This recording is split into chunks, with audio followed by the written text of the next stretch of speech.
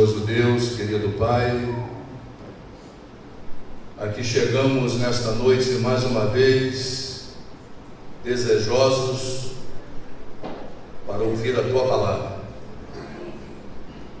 Aqui chegamos porque precisamos de esclarecimentos e de respostas às nossas dúvidas, às nossas inquietudes. Quem sabe temos alguém aqui nesta noite que precisa de um novo sentido na sua vida, uma nova direção. Quem sabe temos alguém com o coração partido, com o coração ferido, precisando do teu bálsamo, precisando dos medicamentos do céu, para que saia daqui curado. Ó Deus, mais uma vez, estamos iniciando esta jornada, onde estaremos estudando este livro tão emblemático, este livro que tem um grande significado, como todo o restante da Tua palavra, por ser um livro tão atual, tão contemporâneo e tão importante para as nossas vidas. Fala poderosamente mais uma vez nesta noite, de maneira personalizada, de maneira individual, para que cada um de nós tenhamos as nossas necessidades supridas. De maneira especial aqueles que nos visitam, aqueles filhos teus que nunca aqui estiveram, mas que nesta noite, atendendo ao convite do Espírito Santo e a sua influência, aqui chegaram. É o que te rogamos e te suplicamos encarecidamente, em nome de Jesus. Amém. Queridos, é um prazer estar com vocês, estarmos juntos, e eu quero agradecer a liderança desta igreja, que mais uma vez me presenteou com esse projeto, em nome do irmão Wellington. Surgiu numa conversa no domingo à noite, no final já de uma outra série de estudos, e nós abraçamos, não falamos muita coisa, porque quando tem sintonia espiritual a coisa acontece sem muito blá blá blá, né? Sem muita reunião, né? Deus é dinâmico, né, amigos? Deus é dinâmico, e Ele atua com uma linguagem veloz. Deus tem pressa, Cleverson, não é? Porque Ele sabe que nós vivemos numa época, nós vivemos momentos em que nos aproximamos do desfecho, do encerramento da história da civilização humana. Então Deus precisa se mobilizar, né? Uma autora norte-americana, ela diz que o céu trabalha 24 horas para a minha salvação e para a sua salvação, Rafael, de todos nós. Amém. O céu está interessado, Helena, na nossa salvação de maneira individual. Ok? Quero dizer a vocês também que é um prazer, porque é a igreja que eu sou extremamente apaixonado, né? Eu tenho um vínculo de amor, de afinidade com essa igreja. Eu tenho um laço de afinidade que é algo que jamais será batido. Ok, irmãos? É o meu berço, não é? O local da minha origem, a igreja que me acolheu, que acolheu a minha família, que viu os meus filhos crescerem, não é? Onde fiz amigos, onde tive bons e maus momentos, porque senão não seria história real, seria história da carochinha, não é isso? Só tem coisa bonita, coisa boa, até na história em quadrinho tem momentos difíceis, né? Então é um prazer, é um presente que eu estou recebendo dessa igreja, poder estar com vocês nos próximos 12 domingos estudando este livro tão emblemático, né? E este personagem tão marcante, chamado Daniel. O próprio nome de Daniel já tem um significado importante, interessante, que me chama a atenção, né? Daniel quer dizer, Deus é o meu juiz. Que bom é ter Deus como nosso juiz. Vocês não acham? Amém. Porque Ele não vai nos avaliar como o homem avalia, Rafael. O homem nos avalia por alguns conceitos, por exemplo, simpatia, mas o que? Aparência, se está bem vestido, né? Se não está, se está dentro dos padrões, não é assim? E nós avaliamos as pessoas pela etnia, pelo status, pela sua religião, Raíssa, às vezes, não é? Pelo comportamento, mas Deus não, Ele nos avalia, Ele é o único que pode ter uma avaliação real, minha e sua e de todos os outros seres humanos, porque Ele é o único que pode ver o que vai dentro do coração. Graças a Deus por isso. Graças a Deus que nós não seremos avaliados pelos homens. Graças a Deus que nos momentos finais nós vamos entender em domingos posteriores, não é? Nós vamos entender que está acontecendo um juízo, que nós estamos diante de um juízo, que nós estamos sendo avaliados, e existe um Deus que sobretudo avalia as nossas motivações. Olha dentro do coração, pode olhar para os nossos primeiros meses de vida, como o Enoque. Até perguntei quantos anos, não foi isso, Ritinha? Que exagero, né? Aí a Ritinha falou que com 1 ano. E que quantos anos, né? Em 1 ano. Energia, o Enoque vai ser energia danada ali, pulando ali, vai deixar o Raíf com aquela coluna ali, daqui a pouco. Mas é Ele que nos conhece, que pode nos avaliar, que conhece os nossos traumas, que conhece a nossa personalidade do jeito que é, com as nossas contradições. Então Ele é o único que pode nos julgar e nos avaliar com equidade e com justiça. Ok? Nós vamos considerar nesta noite Daniel capítulo 1, capítulo 2. Vamos citar alguns versos aqui, vamos começar os nossos trabalhos então nesse instante. Quero parabenizar também a música, quero dizer que algo já foi feito de bom, né? Que essa conferência, que essa programação estimulou os irmãos aí do Ministério Musical a nos proporcionar esse número musical maravilhoso. Para mim esse estilo musical, para mim é uma delícia, né? Eu me delicio, né, Beto? Nós gostamos, né? Nós nos deliciamos. É a nossa cara, é a nossa marca registrada, nossa marca musical, né?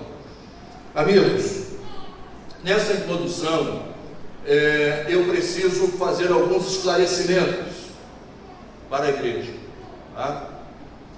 O primeiro é que esses estudos, na realidade, eles não são de uma particular interpretação da Igreja Adventista, absolutamente. Então você que está vindo agora, você que está chegando agora, um amigo que veio a primeira noite, por favor, não vá pensar, não, aquele pessoal está se reunindo lá na Rua das Pedras, número 178, porque eles entendem daquela maneira, absolutamente. Absolutamente. Então eu quero dizer a você que já no século XII, estudiosos e eruditos, como Joaquim Del Fiore, que era um dos maiores estudiosos, né, de livros proféticos da Bíblia, ele também já tinha chegado às mesmas conclusões que nós temos hoje. Nós podemos citar alguns grandes nomes no período da Reforma. O monge alemão Martinho Lutero, que é o grande ícone da Reforma Protestante, também acreditava e ensinava desta mesma forma, desta mesma maneira. E este mesmo conhecimento chegou em meados do século XIX, quando no movimento milerita, homens como Uri Smith, que foi o grande nome, né, do movimento milerita, no que tange a profecias, ele também defendia e acreditava desta mesma maneira como nós abraçamos e como nós ensinamos. Ok, Cleberson? Então, assim, no Adventismo não existe nenhum gênio da lâmpada, viu, Fabiano?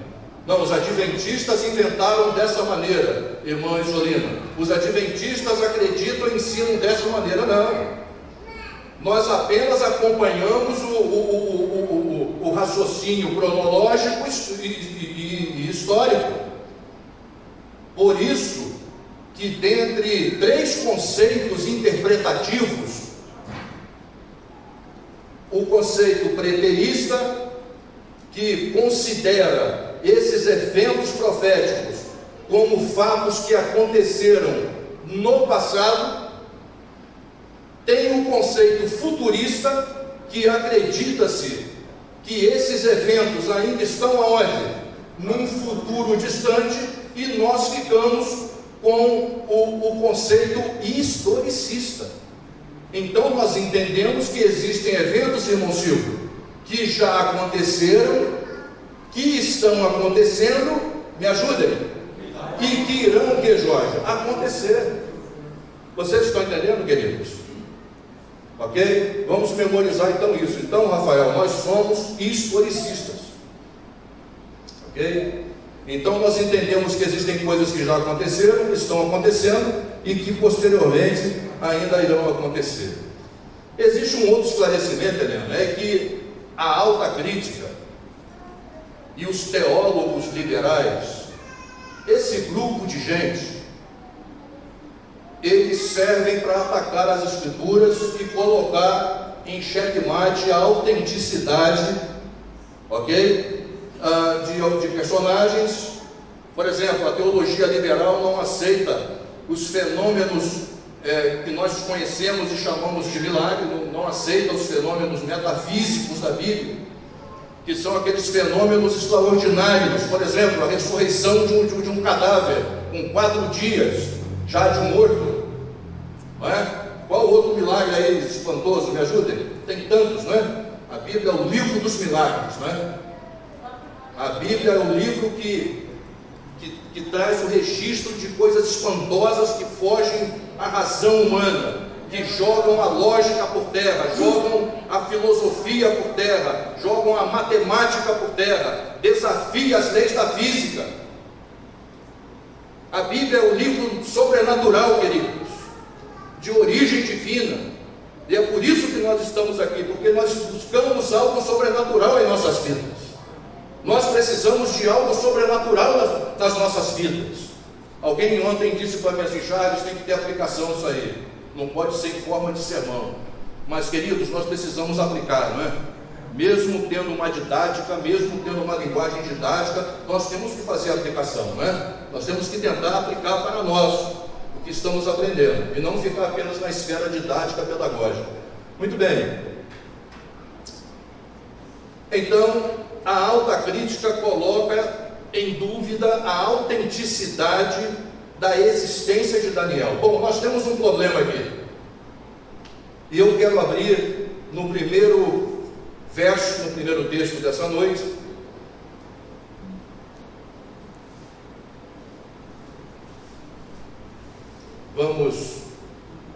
Vamos abrir as nossas Bíblias no Evangelho de São Mateus.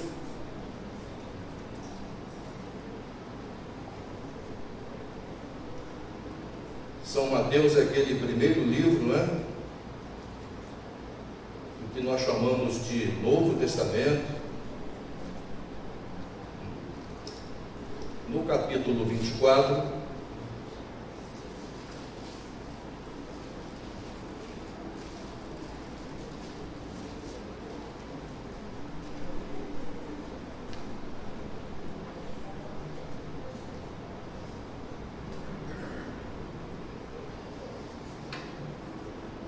verso 15. Nós temos um problema aqui, queridos,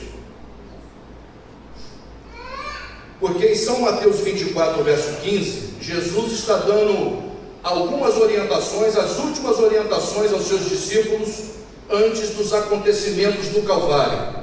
no que diz respeito ao destino de Jerusalém e ao destino do mundo, algo que ainda estava no futuro. Então, em meio a essas orientações, Jesus está dizendo, Jesus diz: olha, quando virdes que a abominação desoladora, São Lucas diz, olha, quando virdes os exércitos e legiões romanas de seus estandartes. Então está se falando aqui, nós vamos ainda alcançar este raciocínio. Jesus está falando das tropas, das legiões que deveriam cercar a cidade. Isso se deu 39 anos após esse conselho dado por Jesus. E ele diz: olha, vocês se lembrem daquilo que falou quem? O profeta Daniel, que está no lugar santo. Então, quando virdes os exércitos estrangeiros, a abominação da desolação, né? Os estandartes paganos que os romanos adoravam, que as legiões adoravam, cada legião adorava uma divindade, cercando os muros da cidade condenada, não é? Da mesma forma que falou o profeta Daniel. Percebam que Jesus está dando autoridade já ao que disse Daniel, queridos. Ele está confirmando e está ampliando. Então nós temos um problema aqui com a alta crítica e com a teologia liberal. Porque se Daniel não existiu, Danagi, Jesus também não existiu. Sim ou não, queridos? Nós vamos ficar com a teologia liberal, com a alta crítica, com gente que quer roubar a cena, ou nós vamos ficar com as Sagradas Escrituras? Eu fico com São Mateus 24:15, vai. Amém? Então, o livro de Daniel, Luiz, é um livro recomendado por Jesus. Ele está dizendo, olha, no finalzinho aí da sua orientação, ele diz assim: olha, quem lê, procure entender esse livro. E isso me chama a atenção, galera, porque eu já ouvi de muitas pessoas, irmãos pedidos, dizerem assim: mas eu leio a Bíblia e não consigo o quê? Entender. Porque a Bíblia é um livro distinto, é um livro especial, de origem divina, escrita por homens que viveram em tempos diferentes, de culturas diferentes, em circunstâncias diferentes, porém inspirados por Deus. É o mesmo Espírito. Você vai às Escrituras e parece que uma pessoa sentou e escreveu ela sozinha a mesma coisa, Fabiano. E ali tem gente que cuidou de boi, ali tem gente que cuidou de ovelha, que foram pastores. Me ajudem, mas quem? Helena? Reis. Sim, médicos. Nossa, olha aí. Pescadores. Salvou a alma, hein, jovem, essa noite. Copeiro. Eu faço parte da classe de professores da escola sabatina. Olha aí, valeu, Beto. Essa se tirou da bolso do paletó. Vocês entenderam? Mas uma mente divina usa essas pessoas, e quando você lê de Gênesis a Apocalipse, parece que uma única pessoa escreveu a palavra de Deus, no espaço de quase 15 séculos. Então, nós temos aqui um livro diferenciado, e ele está dizendo, Rafael, entenda, leia com oração, leia sem preconceito, deixe os seus preconceitos do lado de fora. Ah, isso aqui é coisa de crente, isso aqui é coisa de gente de igreja, isso aqui é coisa de... vão querer tomar o seu dinheiro lá, o pastor vai tomar o seu dinheiro, cuidado com esse negócio de Bíblia. Isso aqui é coisa daquele pessoal esquisito, que dia de sábado está todo mundo indo para a praia e eles estão tudo de terno, de paletó, de pessoal estranho, pessoal esquisito, não come isso, não come aquilo. Esse pessoal é um pessoal esquisito. Cuidado aí, você está entrando num lugar aí de gente esquisita, você está andando aí com esse pessoal estranho aí, e você está ficando estranho também. Você já ouviu isso de alguém? Quantos já ouviram isso de parentes, de amigos? Olha, você está mudando, hein? Você não era assim não, hein? Eu me lembro de você no Natal passado, hein? Eu me lembro de você no Natal passado com aquela champanhe, aquela garrafa de vinho. Você mudou, você está meio esquisito, hein? começou a andar com o Angelito, começou a andar com o Wellington, com aquele tal de Robert que mora ali no Lagunas do... Cuidado com esse pessoal, hein? Você já deve ter ouvido isso. Graças a Deus que o Senhor mostrou um novo caminho e uma nova estrada para todos nós. Sim, meus amigos, vamos voltar a Daniel então, capítulos 1 e 2. Quero me reportar ao ano de 605, ok? É o fim do Império Assírio. A cidade de Nínive já havia sido tomada por esse homem chamado Nabucodonosor. Ou seja, o Deus Nabu é que me protege. Sabia disso? Nabucodonosor quer dizer o Deus Nabu, um dos maiores deuses da Babilônia, segundo eles, evidentemente, é o Deus que me protege. Então cai o Império Assírio, viu, Cleberson? A cidade de Nínive, uma das capitais do Império Assírio, e começa a emergir, surgiu uma nação emergente, poderosa no cenário político mundial, que é o Império Neo-Babilônico. Por que não babilônico? Porque era a Babilônia, nos dias de Hammurabi, o grande legislador, viu, meu filho? Viu, Jair? Você que é o homem das leis aí, o escriba da Igreja das Pedras. Então, agora o Império Neo-Babilônico não tem mais Hammurabi, o grande legislador. As cidades de Babilônia e a torre foram fundadas por um caçador chamado Nimrod, Gênesis capítulo 10, verso 11. Sempre houve uma característica de oposição entre a Babilônia e a palavra de Deus e o povo de Deus, queridos. A Babilônia, ela concentra elementos de oposição e de confronto às coisas de Deus. Na Babilônia, o dia sagrado era o primeiro dia da semana. Por quê? Alguém se arrisca? Alguém quer nos ajudar? Hein, Lu? Quer nos ajudar? Alguém levanta a mão? Alguém sabe? Pois não, querido? Nosso jovem lá. Sim! Amém!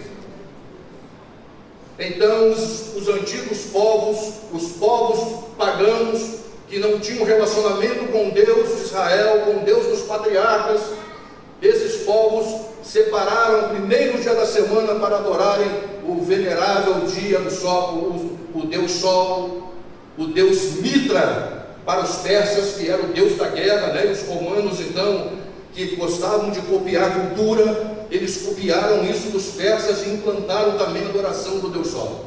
Então a Babilônia, ela é a mãe da idolatria. Em cada esquina havia um templo em que adoravam um determinado Deus. Havia períodos do ano onde haviam rituais e cultos, onde o homossexualismo e prostituição aconteciam, em reverência a essas divindades, onde ninguém era de ninguém. Eles adoravam os astros. Eles imaginavam que os desenhos das nuvens dos céus podiam falar alguma coisa a respeito do futuro.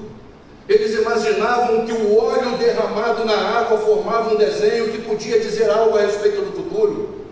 As entranhas de um animal cortado, tendo seu ventre cortado, derramado na terra, dependendo do formato, trazia um presságio. Assim eram os babilônios. A cidade era irrigada por um rio. Alguém me ajuda? Alguém se lembra? 2 rios irrigavam a cidade da Babilônia, o Eufrates e o Tigre. Bom, em 605, Nabucodonosor, ele fez 3 incursões. Daniel, ele era contemporâneo de Jeremias e Ezequiel, os dois já mais velhos, mais maduros, e Daniel, quem sabe, 17 anos de idade, viu, Zé? Está muito quietinho hoje aí, viu, Zé? Vamos se manifestar, hein? E aos 17 anos, esse rapaz era um rapaz diferenciado, viu, Leandro? Esse rapaz não tinha no seu dialeto só o valeu. Você vai conversar hoje com um jovem, você só escuta valeu e você tem que identificar que tipo de valeu é o que ele está dizendo, né? Porque tem um valeu que está tudo bem, tem um valeu que não está tão bem assim, a gente vai se acertar depois, não tem isso? Tem um valeu que eu não gostei, e o vocabulário ficou muito curtinho. Mas Daniel era um rapaz que tinha um relacionamento construído de qualidade com Deus, Fabiano. Sabe, queridos, hoje nós escutamos muito essa coisa de relacionamento com Deus. Você tem que ter relacionamento com Deus. Não, você tem que ter relacionamento de qualidade com Deus. Amém, queridos? Relacionamento com Deus é uma coisa, relacionamento com qualidade é outra coisa. É diferente. E então os exércitos cercam a cidade, entram na cidade e levam alguns jovens, porque era cultura na antiga Babilônia. Nabucodonosor apreciava isso. Ele separava jovens que se destacavam, jovens inteligentes, para atuarem na sua corte. Imagine vocês, estaria você hoje preparado para um exame se alguém levasse você cativo e fizesse algumas perguntas a você para examinar você, para saber se você é um filho de Deus, um jovem de Deus, um homem de Deus, uma mulher de Deus? Você teria segurança nessa noite? Daniel estava confiante, estava seguro, porque ele tinha uma relação de muita qualidade com Deus. Ele tinha um estilo de vida, Jorge, diferente. Ele sabia que o estilo de vida, não vou entrar nessa vertente, mas preciso comentar isso. Ele tinha um estilo de vida, ele tinha uma dieta orientada pelas Escrituras, porque a Bíblia é um livro tão maravilhoso, é um livro tão excepcional, que a Bíblia ensina tudo, queridos. Comportamento, atitude, como comer, o que deve comer, o que não deve. Ela guia a nossa vida, ela é o manual da vida. E Daniel respeitava as Escrituras e as orientações de Deus. E ele sabia que aquilo que ele comia afetava o que, queridos? Afetava o que? Sim, a maneira como raciocina, afeta o raciocínio. Toma um prato de mocotó e vem domingo para cá, Rafael. A gente vai ter que explodir uma bomba para acordar você, viu? Hein? Sim ou não? Sim, queridos. Sim. Ah, já saiu a feijoada aqui. A gente joga isso, que a turma vai, né? Já saiu a feijoada. Minha mãe fez uma sopa na sexta-feira lá, que é uma coisa de doido. Você só vê a gente entrando na cozinha lá em casa. Só vê o trânsito na cozinha, um batendo no outro, esparrando com o prato batendo. A sopa já acabou, né, mãe? Acabou a sopa. Fez uma sopa lá em casa. Você vai estudar depois disso? Você tem cabeça para estudar, embora uma sopa seja uma coisa muito comum, mas existem substâncias que afetam a nossa compreensão e a nossa capacidade intelectual. Pois não, Cleber?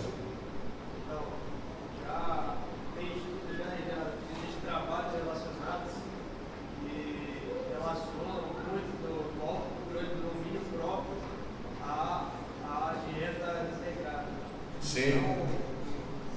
É um programa de grande popularidade já, que controla o peso do homem, justamente vem que é o primeiro passo para ele. Por essa compulsão alimentar. Gerou regra e eles não têm o domínio próprio. Sim. Não exercem. Queridos, a coisa é tão séria, eu não quero me demorar muito nisso. Eu sei que vocês estão sequiosos aí de profecia, né? Vou falar em profecia, eu saio preso daqui nessa noite. Mas a coisa é tão séria que o nosso maior problema não começou com problemas sexuais. Vocês sabiam disso? O nosso problema começou com apetite, amigos. O dia em que tocardes e que comerdes daquele fruto que erraídes, certamente o quê? Certamente o quê, amigos? Não tem nada a ver de adultério, de sexo, de quem roubou, de quem deu cheque sem fundo, de quem falou mal, não é nada disso não, amigos. Começou com apetite, um domínio próprio, Clemerson. Se eu não domino a minha boca, querido, se eu não domino o que eu quero comer, se eu não domino o meu paladar, eu vou dominar mais o que, amigos? Qual paixão será dominada? Sexual? Não. do temperamento, não, você vai matar mesmo, vai passar por cima, vai dar uma fechada, vai dar um tiro no cara que te deu uma fechada. Nós já falamos aqui que muitas coisas não aconteceram porque Deus interferiu na sua vida e na minha, porque já teria acontecido, sim ou não? Sim ou não? Claro, foi o anjo que apareceu, Angelito. Foi o anjo. Você contou aquela história da Blitz? Eu estava atento aqui, querido. Foi o anjo que apareceu, filho. Quantos que morrem numa falsa Blitz? Quantos são surpreendidos? Bom, esse é o contexto em que Daniel está vivendo. Mas no capítulo 2 acontece algo interessante. E no segundo ano do reinado de Nabucodonosor, Daniel capítulo 2,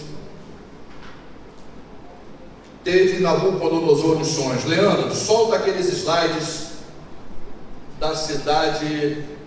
Qual cidade? Me ajudem aí, Leandro, eu esqueci. Alepo.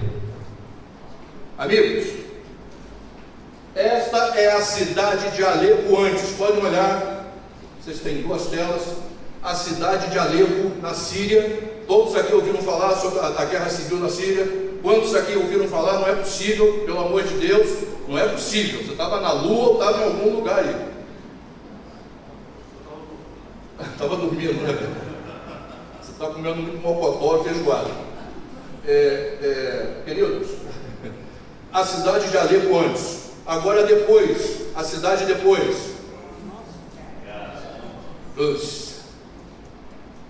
Eu só não ia botar aqui os corpos amontoados, crianças mortas, gente mutilada, gente carbonizada, ok? Para não chocar, né? Vamos lá. Antes, depois. Mais uma vez. Antes, depois. Esse é o quadro de Daniel, Zé. E quando nós falamos que a cidade foi destruída, que Nabucodonosor destruiu o templo, a cidade foi o que, Raí? Absolutamente o que, amigos? Devastada, arrasada. Muito bem, Fabiano.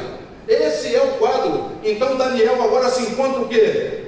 Sem família, longe do seu berço, longe da sua cidade, longe da sua igreja.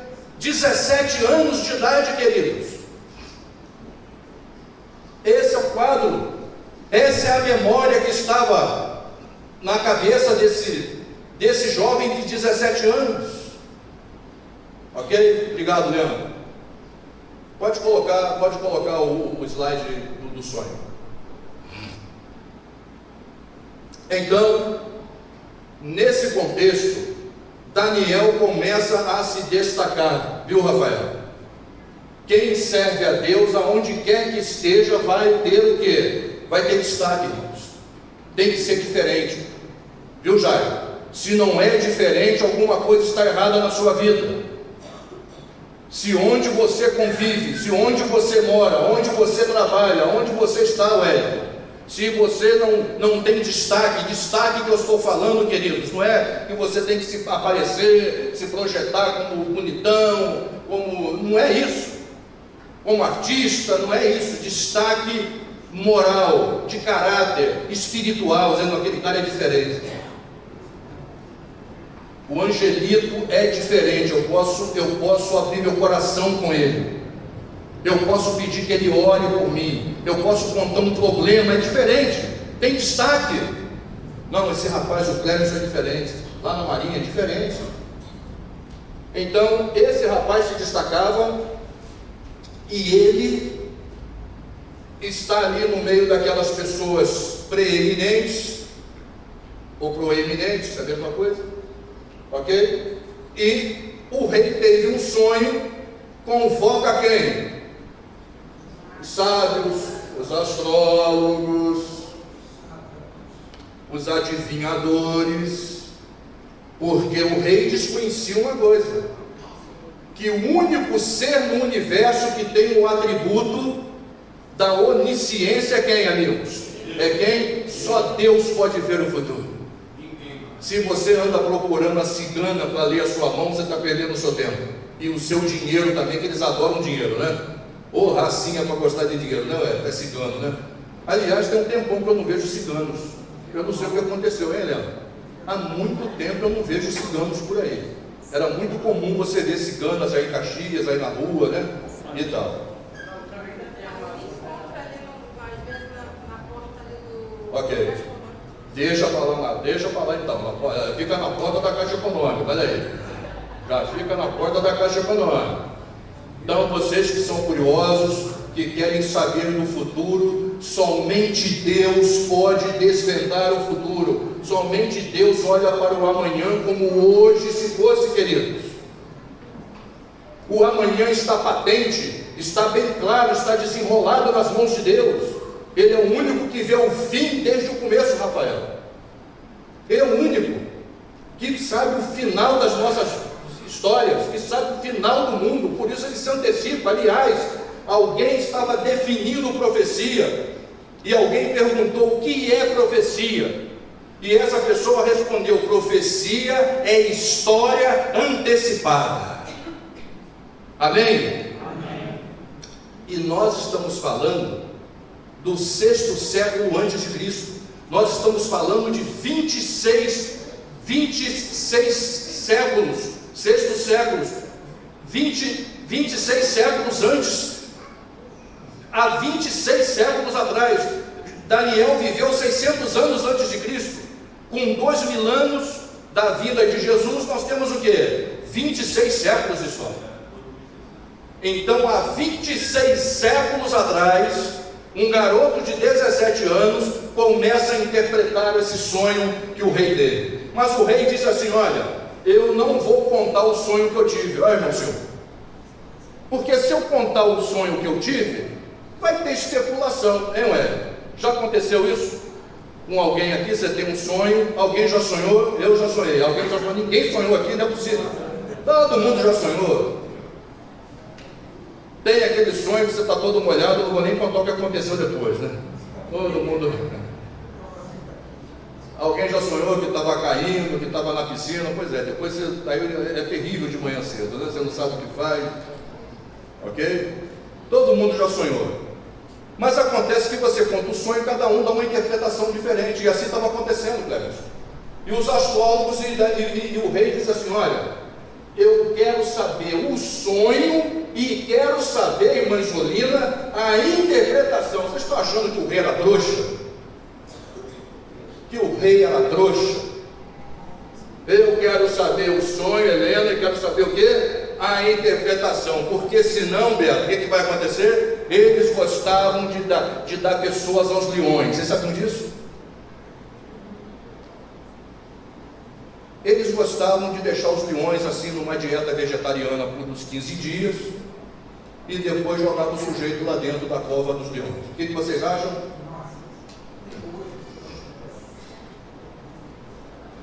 E Daniel, então, naquele contexto, Daniel faz o que, Helena? Entra em desespero. Hein, Francisco? Entra em desespero. Tenta fugir, tenta pular um muro. Não. Anita, o que ele faz? O que ele faz? Ele ora a Deus.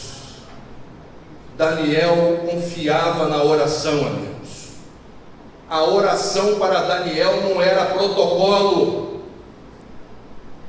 não era coisa de igreja, de crente, não era hábito, não era rotina religiosa, não era ritual, queridos. Oração era uma coisa viva, era algo que tinha efeito. Ele acreditava em Deus. O mundo desabando, a cidade destruída, ele em cativeiro.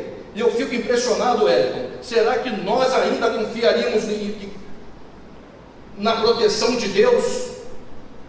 Estou pregando aqui nesta noite, estou dirigindo uma palestra para alguém que a vida está destruída e você está colocando em dúvida a presença de Deus na sua vida?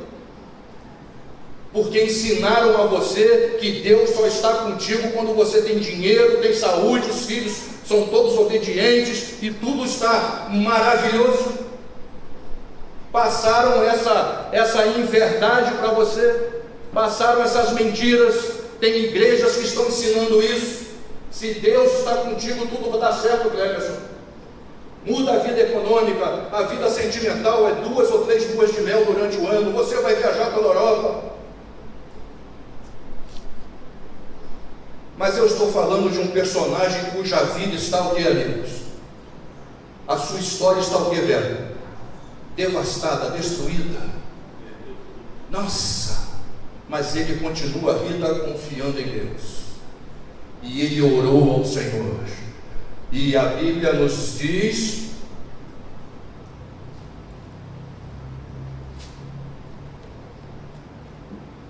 Muito bem. Daniel faz um discurso. Ele diz aqui algumas coisas. Verso 21, vamos ler, verso 21. O pessoal que está sonolento aí, verso 21, atenção. Hello, ok? Vamos acordar. Verso 21. Ele muda os tempos, ó rei, e as horas. Amém? Amém, igreja de pedra?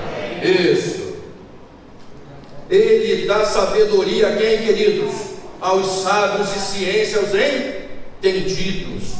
Verso 22, ele revela o profundo, revela o escondido, conhece o que está em trevas e com ele mora a luz. Nossa, é tremendo isso, querido.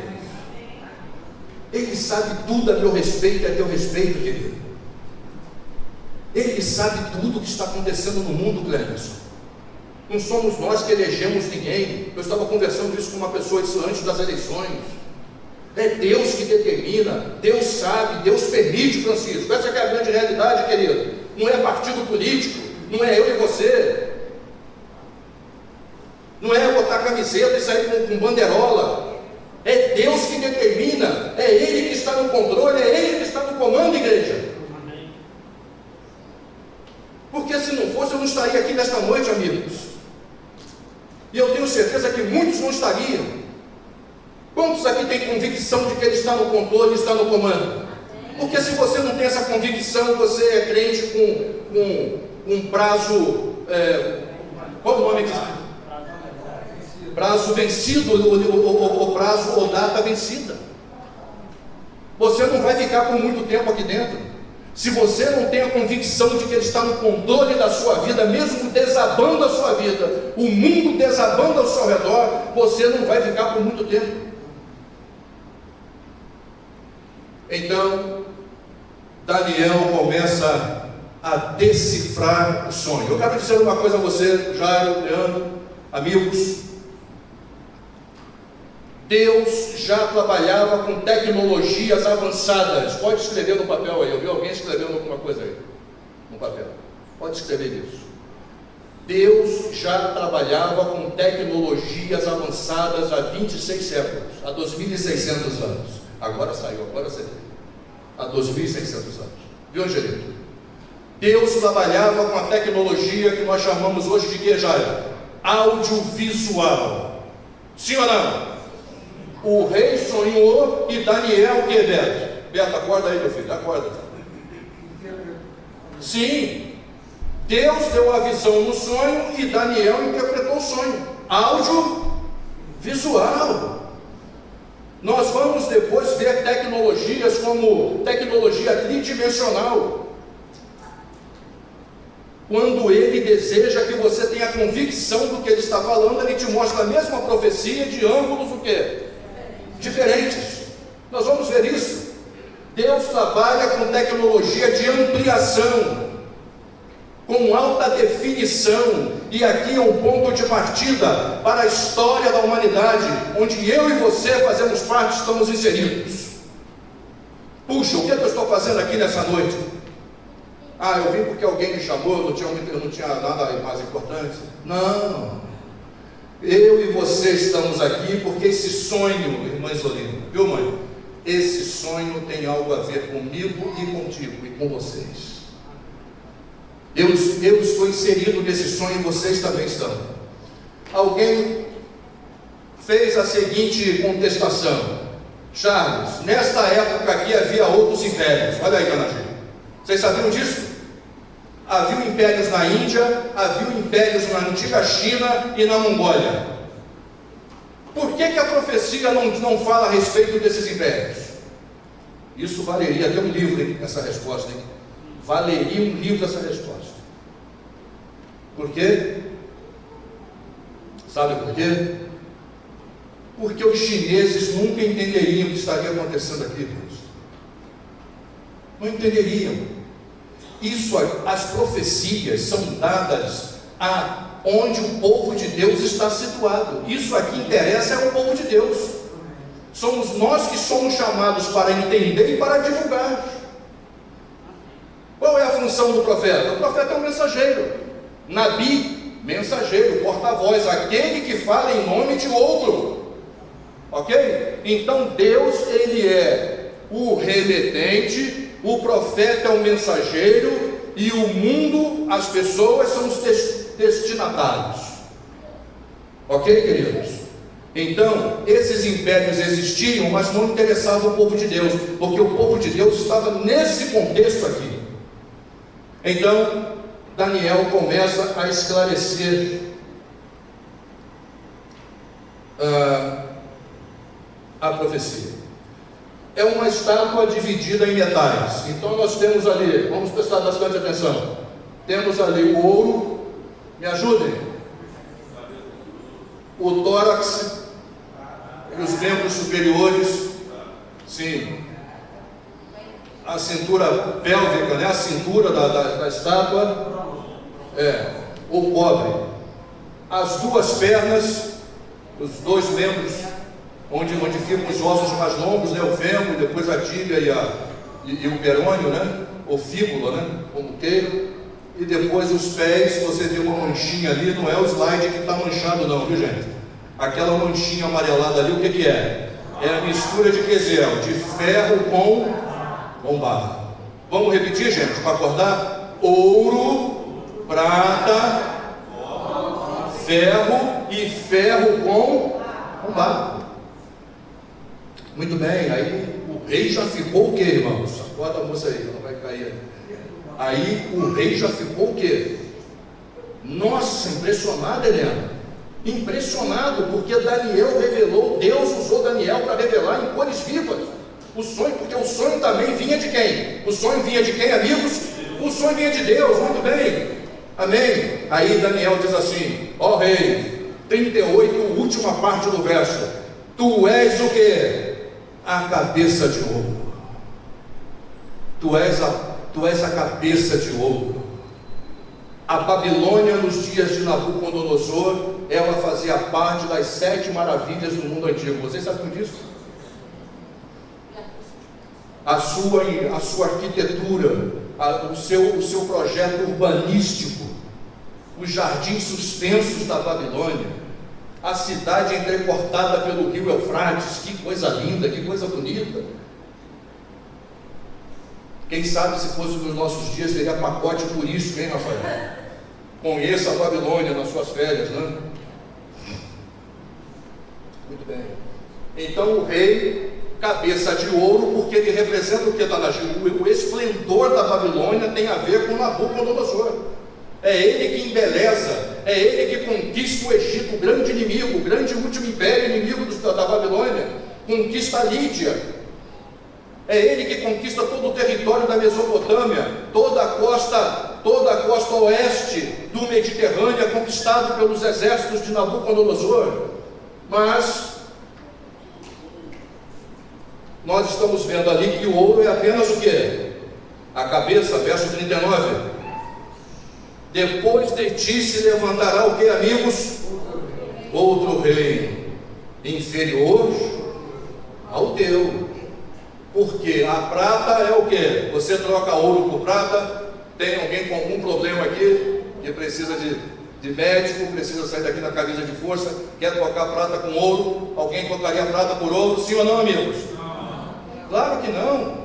O ouro é um metal, o que, Jorge? Mais precioso, mais valioso.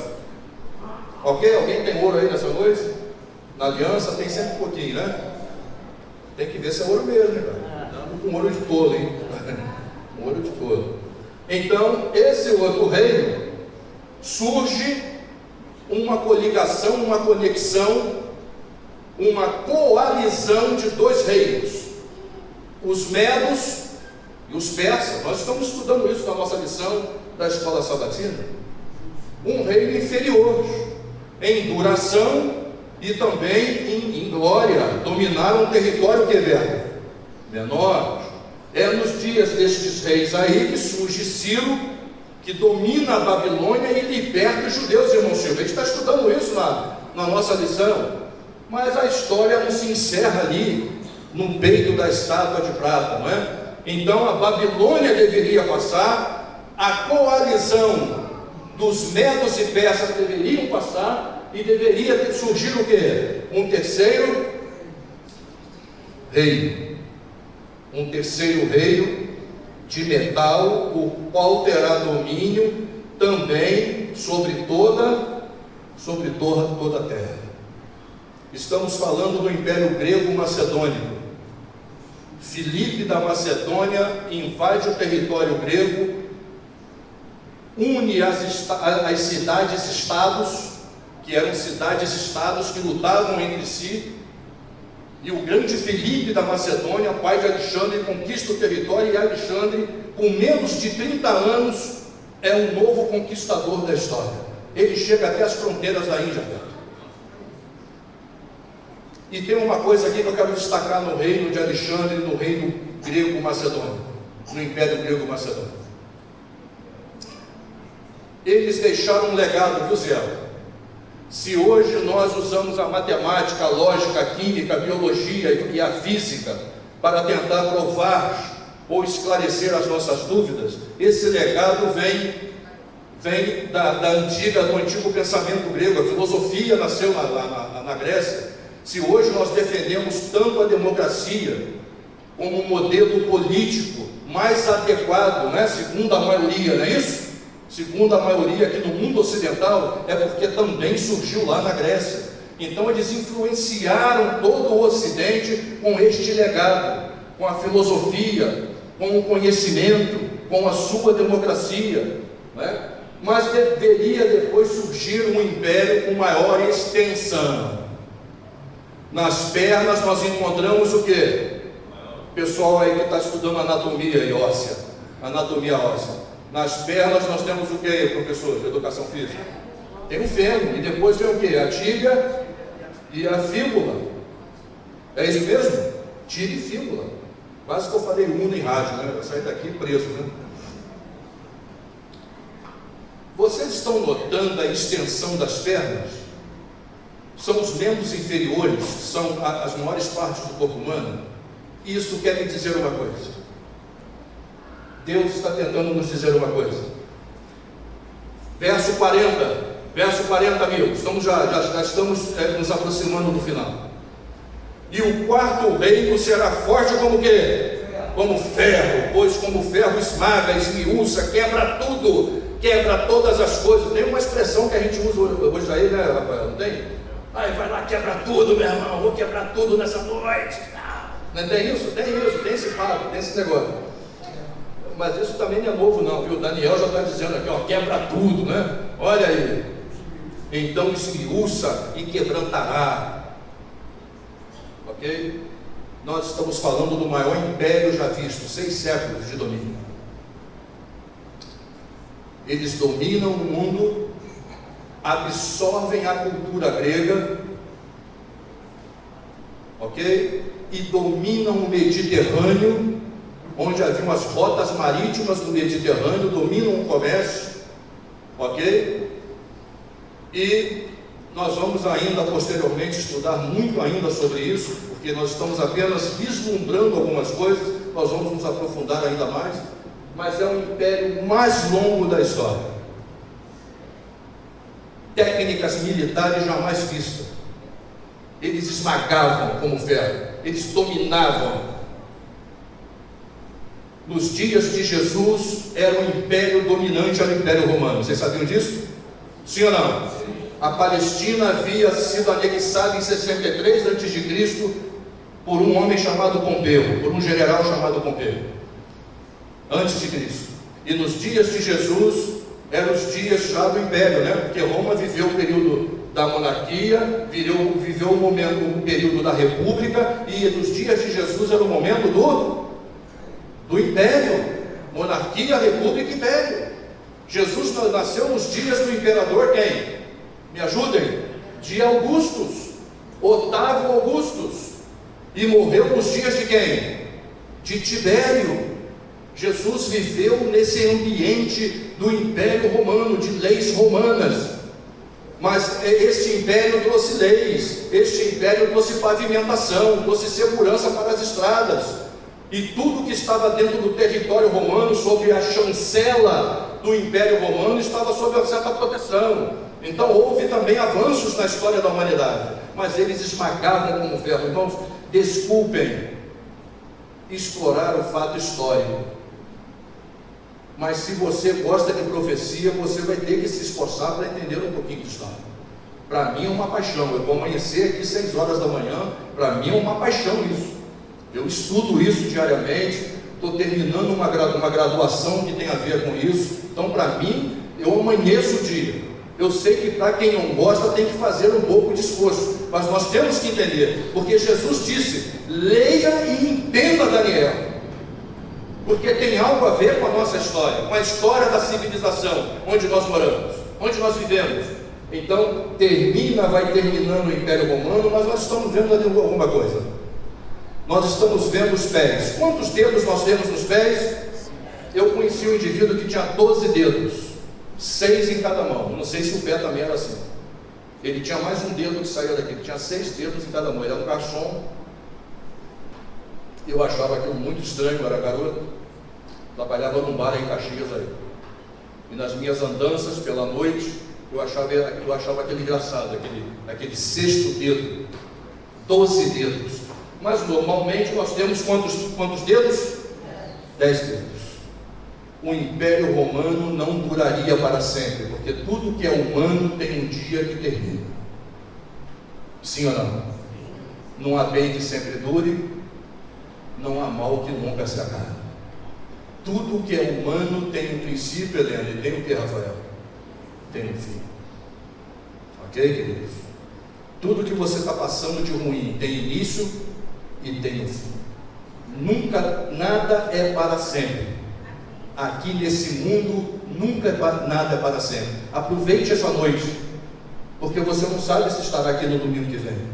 Estou dizendo que você vai morrer, não. Estou dizendo que você pode ter uma outra motivação, alguma coisa pode acontecer e você desviar a mente.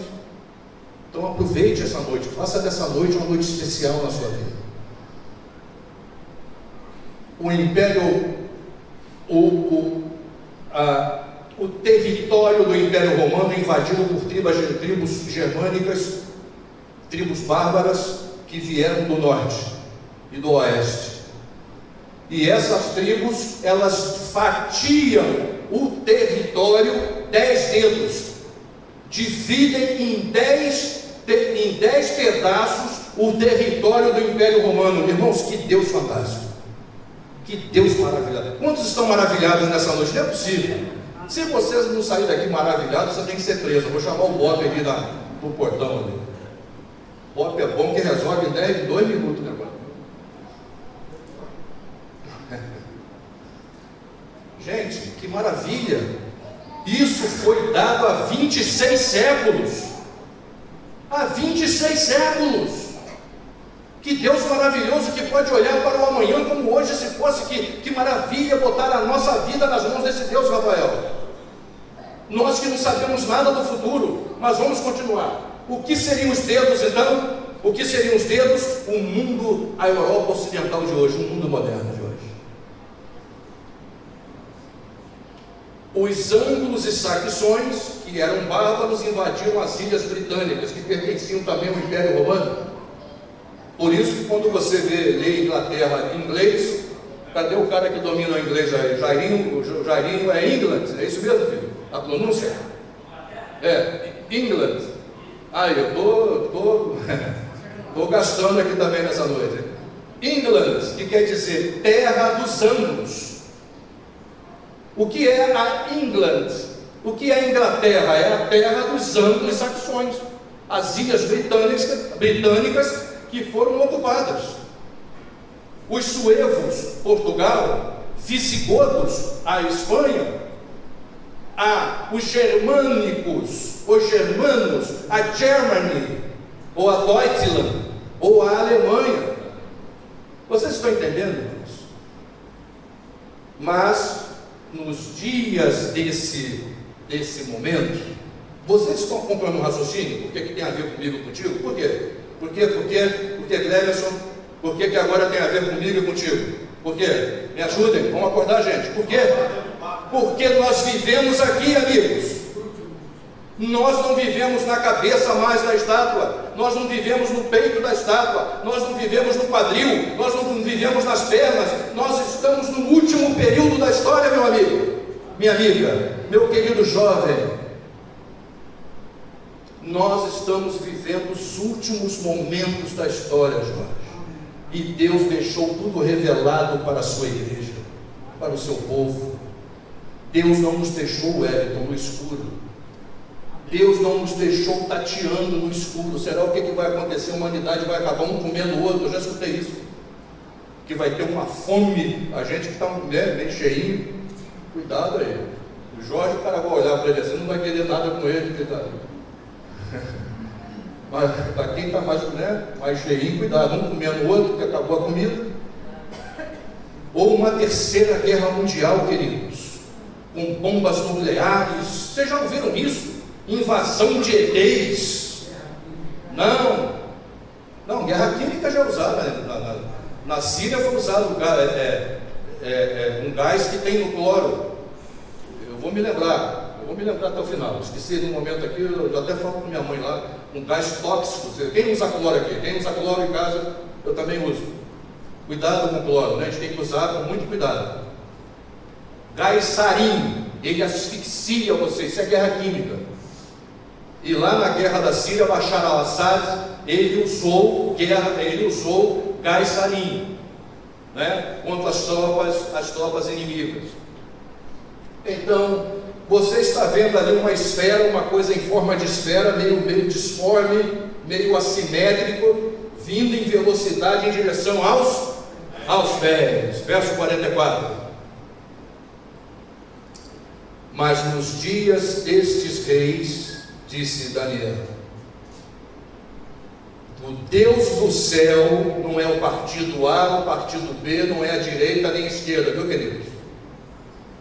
Não é a esquerda e não é a direita, não são os moderados, não é partido político.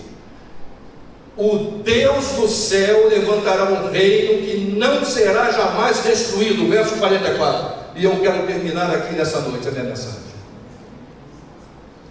Uma pedra lançada sem auxílio de mãos humanas, interferência de quem? Na história da humanidade. Me ajudem. Quem vai interferir na história da humanidade? O PT, o PSL, o PMDB, o Papa, o governo de Donald Trump? Não. Hein, Israel? Quem vai interferir? Quem pode interferir? Só Deus, queridos. Alguém me chamou no ano passado, e isso me incomodou, porque alguém que tem algo a ver conosco, e disse para mim, não, eu quero ser eleito porque eu tenho algumas leis, alguns projetos aqui, que o nosso povo precisa. Eu falei, não precisa não, meu amigo, não precisa, porque Deus usa os reis, Deus usa quem Ele quer, e vou te dizer mais, até os demônios servem a Deus, se Ele quiser que Ele sirva. Sim ou não? Até os demônios acabam servindo, mesmo sem querer, acabam servindo. Lembram-se de Jó? Eles atuam sob o limite de Deus. Que Deus é esse que a macumba, que o demônio, que não sei o que, ele fica engolido e fica com medo? Eu falo isso com minha mãe lá, a gente discute muito sobre essa questão. Irmãos, Deus está no controle. O Deus da Bíblia é um Deus poderoso, é Ele que manda. Sim, amém? É Ele que tem a história na palma das mãos. Eu estou fazendo um trabalho lá que está me deixando desorientado, porque os teóricos dizem que são os meios de produção que mudam a história, os fenômenos sociais que mudam a história. Não, que muda a história, Jairo, é a mão de Deus, que tem tudo determinado na palma das mãos. Vem aí o reino de Deus, queridos. Vem a pedra de Deus que vai destruir a civilização humana. Nós não conseguimos resolver. Eu fiquei sabendo de uma pesquisa que a riqueza continua concentrada aqui no Brasil na mão de uma minoria. Vocês sabiam? Eu escutei isso essa semana. A riqueza do mundo continua ainda na mão de quem, Helena? De uma minoria. Ainda existem bolsões de miséria na África, bolsões de miséria na Ásia, gente faminta no Iêmen, crianças morrendo de fome no Iêmen, na guerra, na tragédia humanitária lá do Iêmen, na guerra civil do Iêmen. Tem gente faminta em Belfor Roxo, Coelho da Rocha, tem gente faminta aqui em Caxias, amigos. Como é que o indivíduo vai me procurar e dizer que ele tem um projeto para ajudar a igreja adventista? Tem muita gente cara de pau por aí, né? Tem muita gente cara de pau e corajoso de ir para o púlpito ainda com esse tipo de argumento, porque só existe um, Heloísa, que tem a capacidade de interferir, irmã Lucimar, e de mudar as coisas. Quem é? É Deus, e Ele vai fazer isso, Luiz. E esse reino será um reino que nunca mais será o que, Beto? Destruído. Eu quero fazer uma oração por você nesse momento, mas parece que nós vamos ter uma música. Pode vir aqui, meu filho. Eu também esqueci seu nome, viu? Aí vai filho mesmo, depois a gente... É o Hélio. A William. Ah, porque tem de William, de Hélio, aqui está um time de William, de Hélio. Pois é, rapaz. Ele vai estar cantando. Sim, amém. E no final eu quero fazer uma oração especial por você. Eu quero fazer uma oração especial por você, para que nós tenhamos uma semana vitoriosa, para que essa mensagem fique no seu coração e para que você medite e reflita em tudo isso que foi dito nessa noite. Que Deus nos abençoe.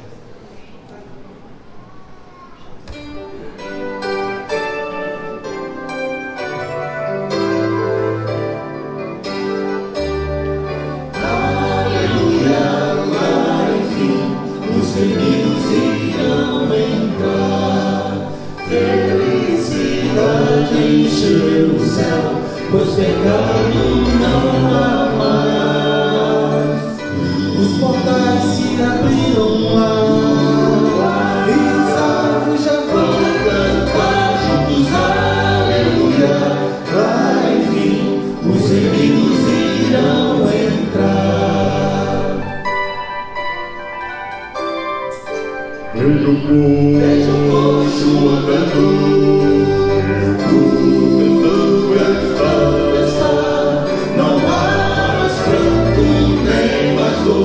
todos vêm a Deus louvar, e ao redor do trono do Rei dos Reis, os levados irão cantar juntos, aleluia. Lá enfim, os inimigos irão entrar.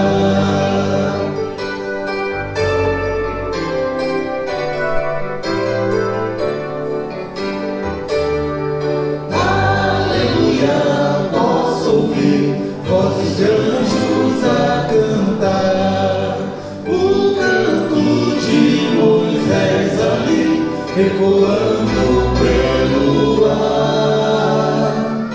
Vou agora encontrar Jesus, quero ver sua glória e luz, cantem aleluia. Lá enfim, os remidos irão entrar. Vejo o coxo andando, o canto está, não há mais pranto nem mais dor, todos vêm a Deus louvar, e ao redor do trono do Rei dos Reis, as levados irão cantar juntos, aleluia. Louvem a Cristo, aleluia. Não há mais dores, aleluia. Lá enfim, os remidos irão entrar. Os remidos terão seu lar. Sim, terão seu lar.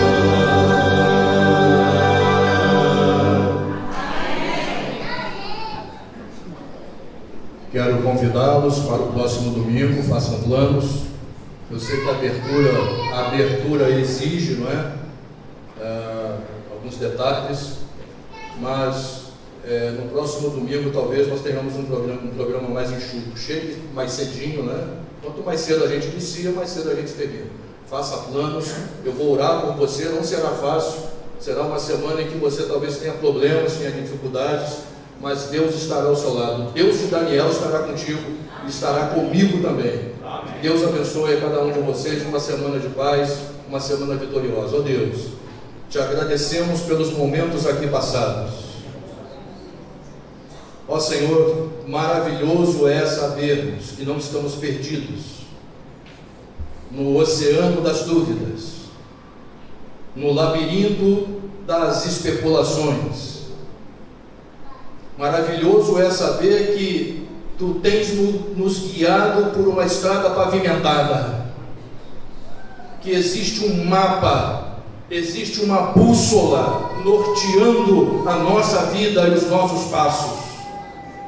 Maravilhoso foi saber nesta noite que o Senhor vai intervir na história deste mundo, neste mundo de injustiça, neste mundo onde tem sistema penitenciário, neste mundo onde tem cemitério, neste mundo onde tem hospitais, onde pessoas morrem de câncer, onde nós perdemos as pessoas que nós mais amamos, onde existe morte, fome, tragédias. Maravilhoso foi saber que se aproxima o dia que o Senhor há de interferir, e ó Deus, te agradecemos, porque fomos alertados, porque nós somos a geração que vivemos esses dias. Então leva-nos agora em segurança, mas que essas verdades possam ficar em nossos corações. Leva-nos sob os teus cuidados, sob os cuidados dos teus santos anjos. Conceda-nos uma semana, Senhor, na tua presença, e traga-nos no próximo domingo. É o que te agradecemos e te clamamos encarecidamente, em nome de Jesus. Amém, Senhor. Que Deus nos abençoe.